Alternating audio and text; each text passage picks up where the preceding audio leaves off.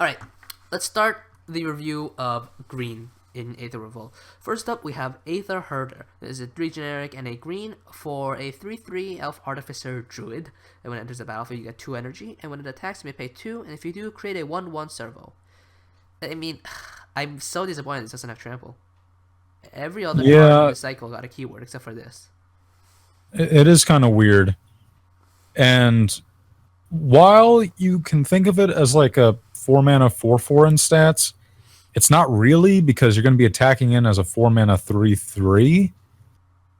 And there's so many times where that's so off curve where your 3/3 just gets outclassed by your opponent's 4-drop. Or even like one of your opponent's 3-drop. Like they can have like a 3/4. A lot of 3 power stuff. Yeah, that's just, I don't know. This card's not that I mean, good. it's a common, so it's not that good, but it is filler. Next, we have Aetherscream Leopard. So this is a 2 generic and a green for a 2/3 cat with trample. And when it enters the battlefield, you get energy. And whenever it attacks, you may pay 1 energy. If you do, it gets +2/+1 on turn. Great common. Now this is a common that I want to be picking. This is fantastic. On turn 4, you are swinging in as 4 power with trample.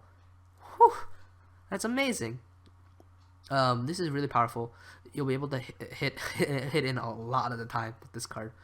We see this pattern a lot in a lot of these green cards. They're very efficient stats with trample, and that makes everything good. I mean, the first time you swing in, you're getting a 3-mana 4/3 trampler. If you have any more energy to help back that up, yeah, this card's great. And green is historically being one of the better energy cards, I believe, in the draft. You don't have a hard time getting energy. You can get a shit ton of energy. Yeah. Awesome. Good card. It's great common. Yep. All right, next card is a mythic. Aetherwind Basker, 7 CMC, 4 generic, 3 green for a 7/7 creature lizard with trample. Whenever Aetherwind Basker enters the battlefield or attacks, you get a single energy for each creature you control. You can pay an energy, and Aetherwind Basker gets +1/+1 until end of turn. Triple green is a killer. Yeah, but you're going heavily in green. But I think this card is absolutely worth it. If you drop this card, your opponent is dead. Like, absurd bomb unlimited. It's a 7/7 trample. That's gonna kill anything on the board. But you just pay more energy. You give it +1/+1. You can just win the game right there, turn 8. Just swing in with this guy, and you're done. In fact, this card is the recipient of the Bombiest the Bomb award in Aether Revolt. You can almost never lose with this card. How did your opponent even remove a 7/7? Like, you can. I mean, 4 mana, I guess, with the black spell. We'll have to see how the format stacks up, but 7 mana is a lot different than 6. And you have to get there. That's the thing with this card, is you have to get there. Yeah, that's the thing. But when you do get there, if you get there, you pretty much win, unless your opponent has removal. Just ends the game right there. It's ridiculous. Yeah. So strong. Alright, next we have Aid from the Cowl. This is 3 generic and a green for an enchantment with Revolt. At the beginning of your end step, if a permanent you control left the battlefield, reveal the top card of your library. If it's a permanent, you may put it onto the battlefield. Otherwise, you may put it on the bottom of the library, of your library. Ugh, 5 mana. A lot of these 5 mana enchantments that just kind of sit there and do nothing. Yeah, this is not a card for constructed. It's not even a card for limited. You know what? I suppose it's better than some of the other ones in limited, because like it's not gonna be do nothing enchantment. If you have rally, you're gonna get something. It might not be that good, but you'll get something. This really is a card that's meant for commander. Just in the sense that you can pack your deck with a bunch of ridiculous things, and it's a fun card. But 5 mana for this enchantment, I would say you'd need to get at least 2 revolt triggers to make it worth it. And 5 mana, at most, you can only get 1 revolt trigger per turn. So you're basically paying 5 mana for a random permanent off the top of your deck. Yeah, but it could be Basker. Oh, could you imagine? Ridiculous. There's a lot of things it could be, but there's also a lot of things that it could be that suck. And right. I think you need at least 2 to 3 triggers for this card to be worth it. And at 5 mana, that's unlikely. If you can make your deck so that you can have reliable revolt, I think this goes up in value. This is not bad, because like you get the effect immediately. Pretty much. I would not. I would never pick this in limited. I think this is purely filler. I'm not saying this even is, even at that, I'm not I would. saying this is great, but so long as you have a revolt trigger, you get an effect the turn you play it, which is a lot more to say than a lot of the other enchantments. Yeah, but there's too much you have to set up in order for it to be a worthwhile trigger.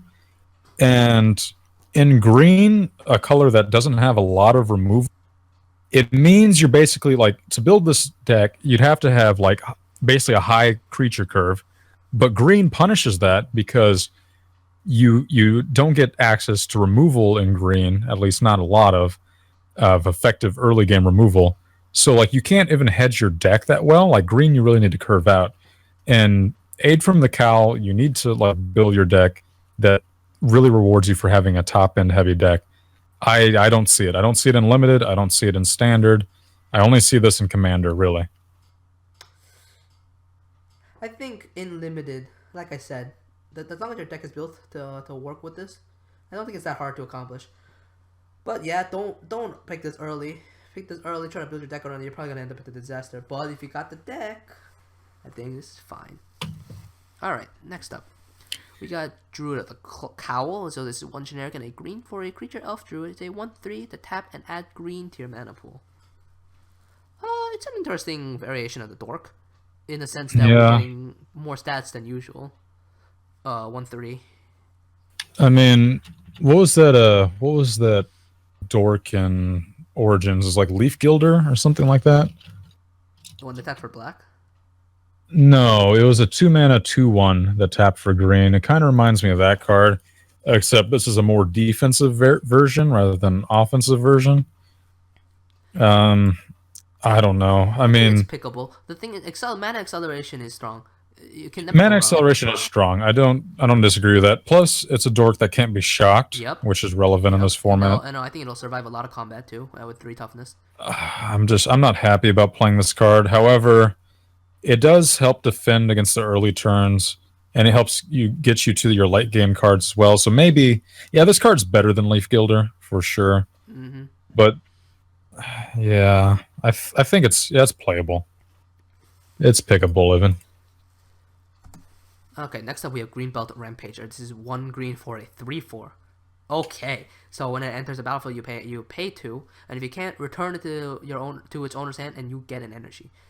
Card's great. That's downside, but barely. I mean, this card is almost entirely upside for a 1-mana 3/4. It's fantastic. You pay this turn 1, you get energy. Pay this turn 2, you get energy. That's probably not efficient, but work. This card has a lot of utility though, because you can abuse the return to hand trigger to help trigger revolt. You can on the clause that you have to return it to your hand, you can actually crew a vehicle in response. So you have a 1-mana creature that can crew 3, even though it bounced back to your hand, and that doesn't even mean you have to have energy.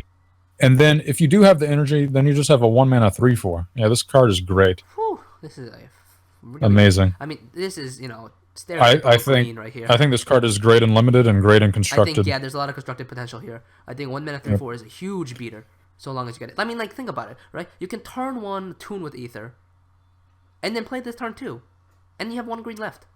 To do or even if you have nothing going on turn 1.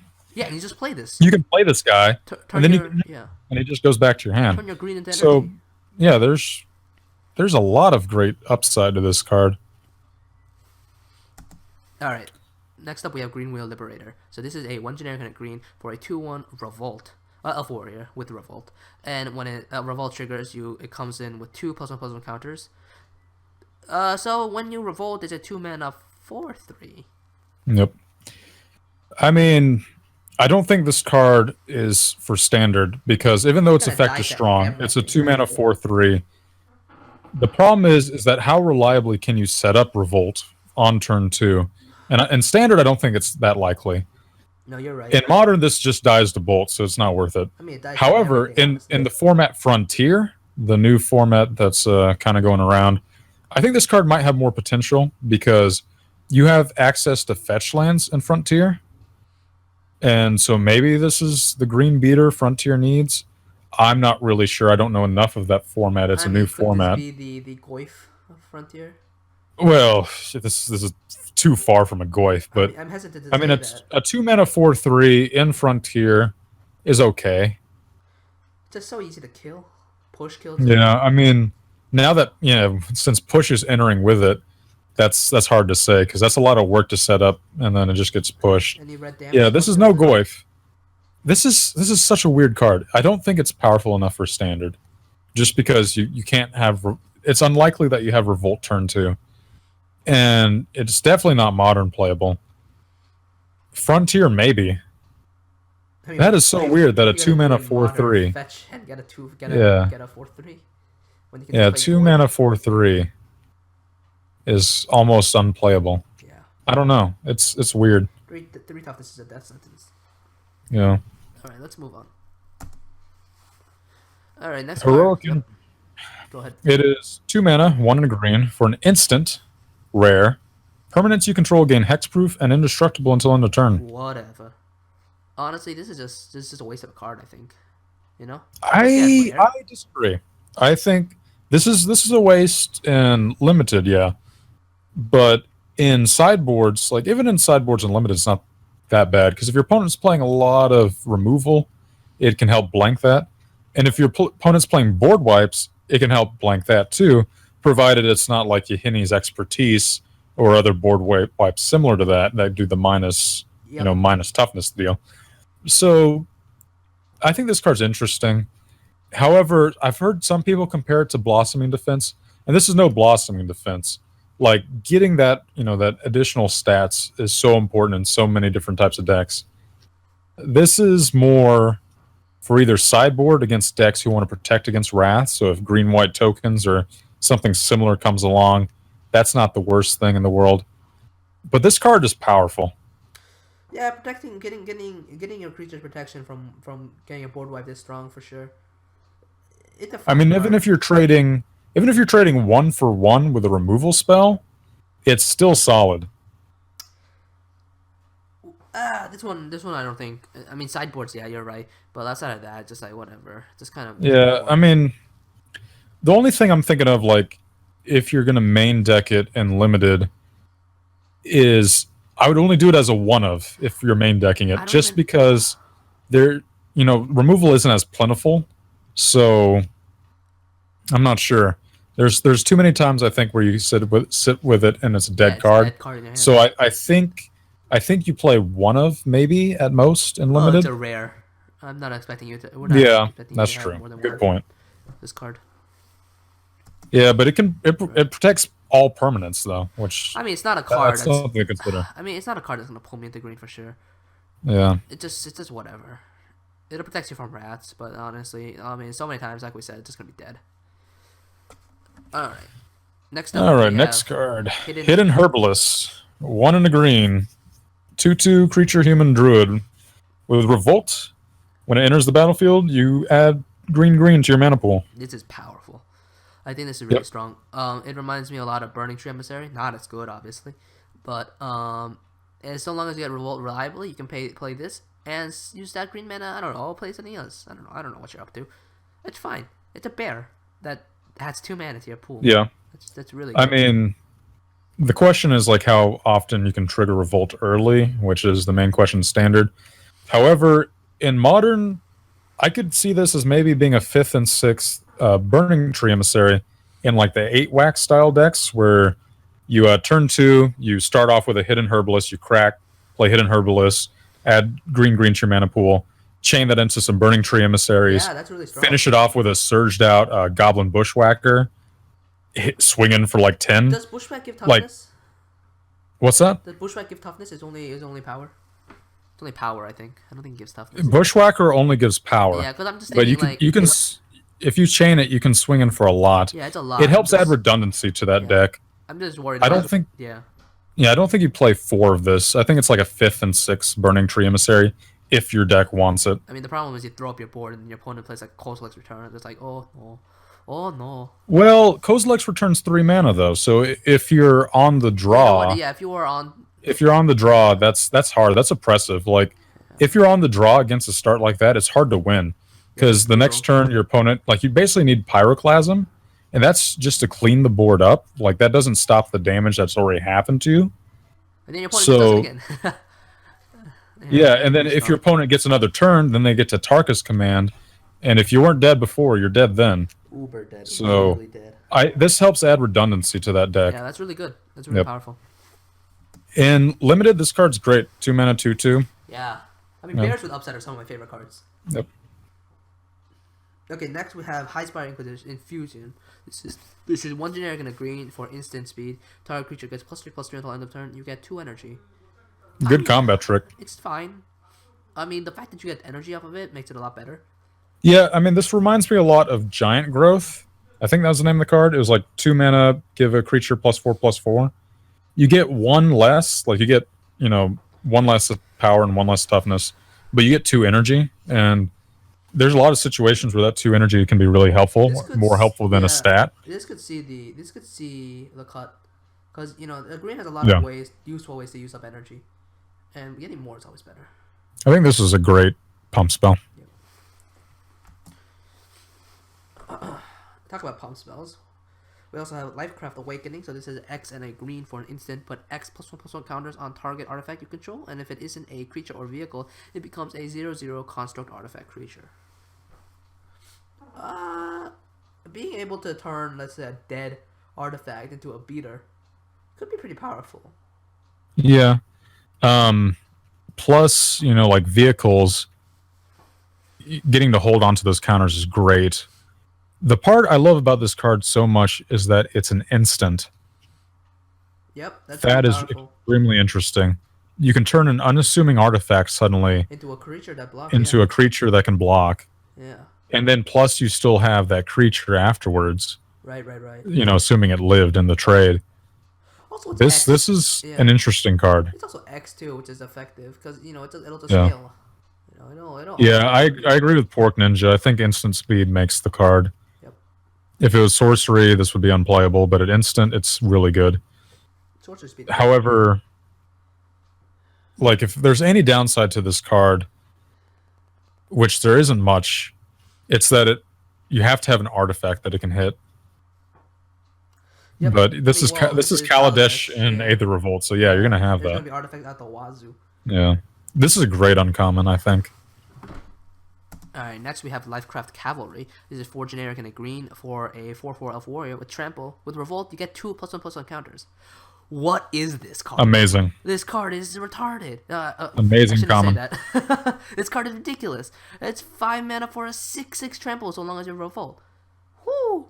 I mean, okay, let's say Revolt is hard. You're still getting 5 mana 4/4 trample. That's not amazing. Yeah, that's still for a common. That's that's perfectly fine for common. But you get Revolt, and suddenly you're facing one of the best cards like in draft. It's a common. It beats most rares. It's a ridiculous card. The stat line is huge. It wins the award for best common in green. So much trample. I love it. Okay. Next, we have Lifecrafter's Gift. So this is 3 generic and a green for an instant. Put a +1/+1 counter on target creature. Then put a +1/+1 counter on each creature you control with a +1/+1 counter on it. So, I don't like this card. It's kind of like at 4 mana. I don't think this is kind of the effect you want to be playing. This reminds me a lot of a card in Cons. It was. Oh man, what was the name of it? It was green as well. It was like Lineage or I don't know, but basically you put a +1/+1 counter on a creature, then on a second creature you put 2 +1/+1 counters, and then the third you put 3 +1/+1 counters. No, I know what you mean. I can't remember the name of the card, but this is a lot like it. Yeah. However, I think that card was a sorcery, and this is an instant. Anyways, it's basically what I'm trying to say though, is that you need a lot of creatures for this to be good, and even then, like with this card, you need those creatures to have +1/+1 counters already on them. Yeah. I mean, you can. I mean, let's say you have a fresh board, a few creatures. You play this card at 4 mana instant speed. You put a counter. You put a counter on one guy. You put another counter on the same guy. But then all your other creatures are unaffected, and seems pretty wasteful for 4 mana. Yeah, but I mean, at the bottom line, you're getting 2 +1/+1 counters, and it's at instant speed. So that is kind of an interesting combat trick. Yeah, I mean, If this was like the old format where you get 1 pack of Aether Revolt and 2 packs Kaladesh, I'd be able to justify it more because you have a lot of fabricate cards. Also, there is a lot of synergy with counters in Kaladesh. There's some here in Aether Revolt, but not a ton. There's less synergy with counters in this format, and for that reason, I think the card is interesting. If you have the right shell, I think this card can be very powerful. It is an insane combat trick in an ideal scenario. However, I think there's too many situations where this card is subpar. Okay, next we have Malphus Revolutionary. So this is 1 generic green for 3/3 trample. Yeah, Gyoraibo mentioned incremental growth with this what card. You're talking about? Yeah, from Cons. Wait, no, not from Cons. Well, yeah, it was from Cons. Yeah, incremental growth was from Cons, yeah. Well, anyways, we'll move on from that card. So next up we have Malphus Revolutionary. This is 1 generic green for a 3/3 with trample. When it enters the battlefield or dies, for each kind of counter on target permanent or player, give that permanent or player another counter of that kind. I don't care what that text says. It's a 3-mana 3/3 trample. Yeah, card's great. It's fantastic. It's I don't understand why Wizards is giving so many awesome green creatures with even stats and trample. It's absurd. And one of the parts I like about the card is that it's just target permanent. I don't think this is good enough to see playing constructed, but being able to, up a loyalty counter on a planeswalker, that's something to keep in mind. Yeah, but this is definitely powerful and limited. Yep, for sure. Okay, next we have Monstrous Onslaught. So this is 3 generic and a green for a sorcery. Monstrous Onslaught deals X damage, divided as you choose among any number of target creatures, where X is the greatest power among creatures you control as you cast Monstrous Onslaught. I mean, okay, the biggest issue, I don't like this card. The biggest problem in this card is that if a creature gets destroyed in response, oh no, that's bad. I mean, if you have multiple creatures and your opponent just destroys the biggest one in response, that's like whatever. But if you only have one creature, you just get completely blown out by a removal spell. The removal is so tough to come in for green though. Like if I was mainly green and I saw this card, I wouldn't be too hesitant to pick it up. 5 mana is a lot though, I will admit. But potentially 5 mana, what? Let's say you have a 4/4. 5 mana deal 4 damage as you split. It's not like it's dealing 4 damage to one creature either. You got to split it amongst multiple creatures. So I mean, yeah. There's a really high ceiling on this card, but I think there's too many situations where this card can cost you the game. Yeah, if your opponent does have the removal spell. I would not play this card. I think this is not bad for a green player primarily, because like if you're green primarily, you have almost no interactions with your opponent's creatures. That is a good point. You don't have access to a lot of board clear, which this card is. Like if you have big creatures, I just feel like it's dangerous. It's a dangerous card to play. There is some risk to it, definitely. But I think it's a risk worth taking, because like you can be put so far ahead if like you're in a grind. And then you blow up a couple of their creatures, and then suddenly you're swinging in with like 3 different creatures that have trample. I guess so. I mean, this card does blow open board stalls, so maybe it's better than I think. I kind of wish it was instant. I know that's a lot to ask for, but then it'd be a better combat trick. But I don't know. All right, next up we have Narnum Renegade. So this is 1 green for a 1/2 elf warrior with Death Touch, with Revolt, enters the battlefield with a +1/+1 counter. Okay. Card's good. This is really strong. It might even see constructed play, honestly, because like a 1 mana 2/3. That's with Death Touch. I can kind of see it. Yeah. Yeah. I mean, it's probably pushed out by some other cards that are standing right now, like the Dryad. Yeah, the gnarl root Dryad, the 3/3 with Death Touch. We also have a Dork that has Death Touch as well, which is not bad as well. This card is perfectly playable, and then 1 green, that's awesome effect. Oh wow! Gyoraibo actually mentioned something that I missed on Monstrous Onslaught. Yeah, thanks for pointing that out. That the card checks on cast. So that's actually a lot better than I thought. Never mind. I thought it would have to. Yeah, it triggers on. I mean, it Deals checks X on damage cast. divided you choose among any number of target creatures where X is the greatest power among creatures you control as you cast. Oh, you cast monsters. See, this card is good. For Narnum Renegade, Pork Ninja is mentioning that it's modern playable, and like I can see the strength because a 2/3 Death Toucher on turn 1 is pretty good. Yeah, I mean, it's a powerful I'm just card, trying to but think yeah. of yeah. You're not going to play this in Maybe. modern, I think. There's a better thing Maybe to play. I'd have to test. I would definitely have to test it. I'm just not sure what the shell you'd want to play it in is, though. I could see like Zoo liking it because You know what? It is a card ape. one of the problems, yeah, like it's a Curd Ape for Zoo, and one of the problems Zoo has is that it can't get past Goyfs, and this card lets you get past through Goyfs, or at the very least trade with it. So I think it has a good chance in Zoo. Yeah, in more aggressive Zoo decks, this is definitely much more appealing. I mean, card apes you play. This is basically a card ape, as long as you have yeah, touch. that's Death right. touch. Except Curd Ape is red, and Narnum Renegade is green. And while though you want green for Nakadal, you know, yeah, it's good. It's You also good. have shocks, Yeah. you know, so it's not like Yeah, it's it's good. terrible to get. It's Yeah. terribly hard to get that mana. All right, you know what? Yeah, it's a better card than I really came to. Yeah, think. I think the shell that's best for is probably Zoo. The next card is Natural Obsolescence. So it's 1 mana, 1 generic and a green for an instant speed. Put target artifact on the bottom of its owner's library. It's cheap effect in limited, but the problem is in standard, we just have so many better effects. Yeah, one thing I will give this card advantage to is that there are some artifacts that you don't want to destroy. And that's worth taking into consideration. Like card artifacts that draw your opponent cards when they die, or, you know, there's that one that summons like a card from your graveyard when it dies. Yeah. Like artifacts like that, it's good I against. think in limited it's much more impactful. Right now in standard I can't think of too many Yeah, cards. it's impactful in sideboard and limited for sure. Maybe even like a one of in main board and limited.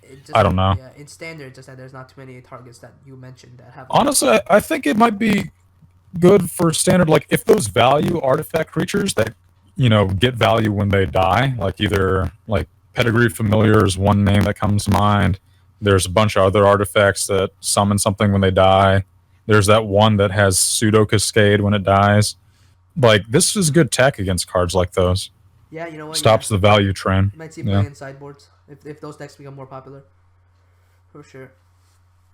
Alright. Next is Pima Aether Seer. So this is 3 generic and a green for an elf druid, 3/2. When it enters the battlefield, you get an amount of energy equal to the greatest power among creatures you control, and then pay 3. Target creature blocks its turn if able. That can be really good, I think. Forcing certain creatures that your opponents control to block, especially when you're in green and you got like big 4/4s with trample. Yeah, that card's great. Yeah, it's like removal almost. Yeah. Yeah, and you don't even have to tap it. You just straight up pay 3 energy. Honestly, that's really strong. Yeah, Freakazoid brings up a good point about our last card, Natural Obsolescence.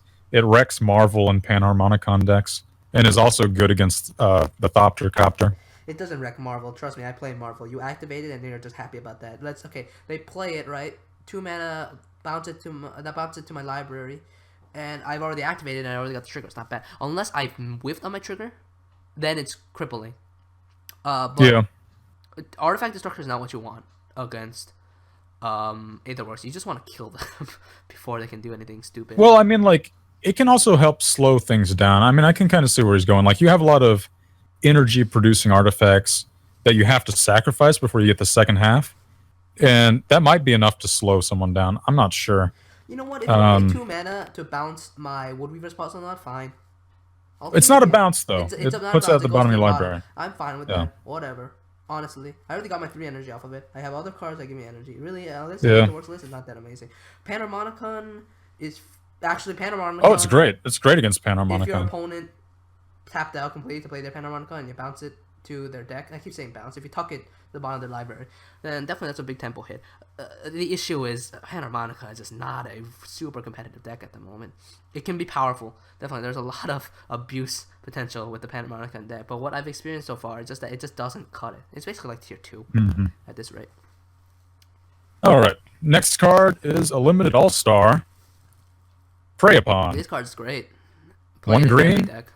Target creature you control fights target creature you don't control. Fantastic. The best removal you can find in green. Pretty much. Yep.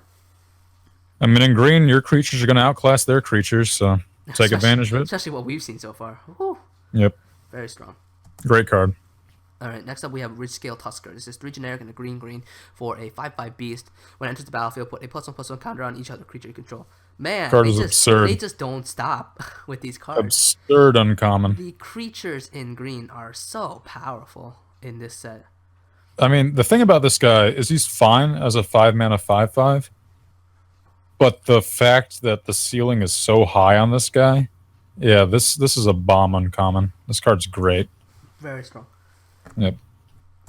Okay, next we have Riskar, Pima Renegade, 2 generic and a green for a legendary creature Elf Druid. It's a 2/2. When it enters the battlefield, you can put a +1/+1 counter on each of up to 2 target creatures. And then each creature you control with a counter on it has add green to your mana pool. I mean, this card's like a 3-mana 4/4 if you have 2 other creatures, plus those creatures with counters. And they don't have to be the ones you get +1/+1. Can be any creature with +1/+1 counters. Get additional. I think this card's great and limited. I mean, probably the dream scenario is you play a creature, you play this turn 3, and then suddenly you can ramp up next turn or play a 2-drop along with the Riskar, you know? And tapping to add mana is definitely very strong. You can really ramp out to your big threats, your bombs, your strong, really big fatties. That's where it's basically a win with green. We'd have to see like what there is to ramp into. I mean, like even if you're just ramping into something like Verdurous Gearhulk, this gets you there the next turn, as long as you have one other creature. So if you play this by itself, do you get 1 counter on him or 2? You would get one if he's the only one on the board, you'd get 1 counter. Because it's on each, put a +1/+1 counter on each of up to 2 target creatures. So in order to get the full +2/+2, you need another creature when you play them. I suppose I suppose a 3-mana 3/3 that can tap for mana in the end isn't awful. Yeah, this guy's really good. Next up, we have Rushcards Expertise, 4 generic green for sorcery. Draw cards equal to the greatest power among creatures you control. Then cast a card with a converted mana cost 5 or less from your hand with a paid mana cost. I think there's potential for this card, definitely. It's a sorcery speed, which is rough. The fact, I think you'd only want to do something like this, maybe as sideboard or maybe as a one-of, but the fact you can play Verdurous Gearhulk turn 5, then play Rushcards Expertise, draw 8, slam another Verdurous Gearhulk on the battlefield. That seems crazy to me. I know that's the nuts. That's an ideal situation. But there are a lot of decks that already play 4 Verdurous Gearhulks. And how absurd is it to draw into another one when you draw 8? It's just so good that you get the effect. Like you draw, and then suddenly you have a huge hand, and then you just play what you want. And 5 mana or less gives you a lot of really relevant things in Standard right now.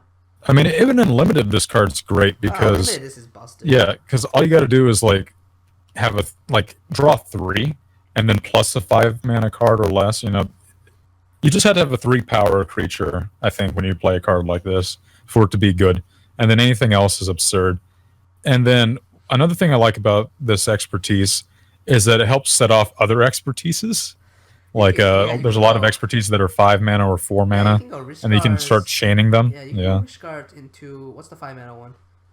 Rushcard Barals into one of the white or the black ones. Into either Yahinis or Saraz.